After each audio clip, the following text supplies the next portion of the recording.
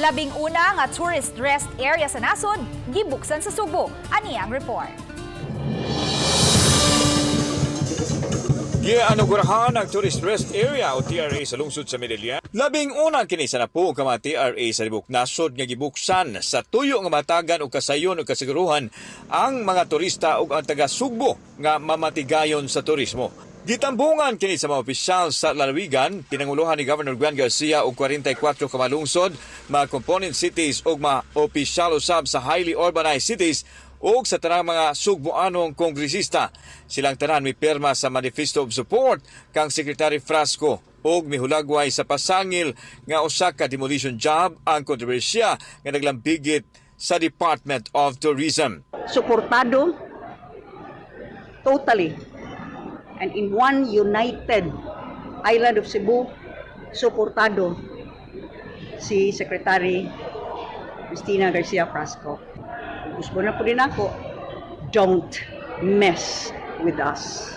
Mapasalamaton si Secretary Frasco sa suporta nga iya nadawat. Sobli usab nga gipasigarbo niya ang programa sa Department of Tourism, ilabi na ang Love the Philippines campaign. Ang Love the Philippines campaign nalambigit sa kontrobersya tungod sa paggamit sa video sa gawa sa nasod inay sa mga tourist spots sa Pilipinas sa ilang ad campaign. Una nang ipahibaw sa Department of Tourism nga giputol ng kontrata tali sa DOT ug sa ad agency isip pagmatuod nga wa magpasagad ang ahensya.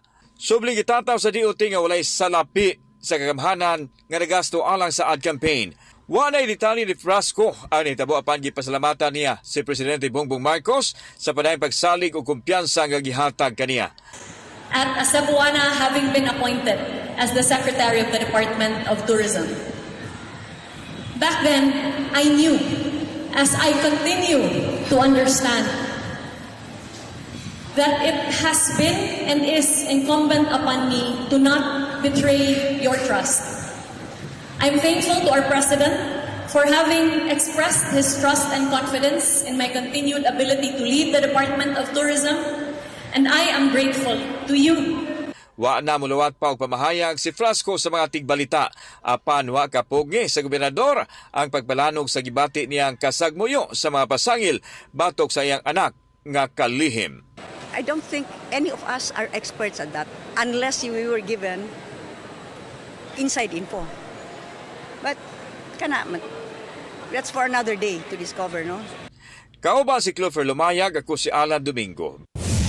Balitang, Bisdak.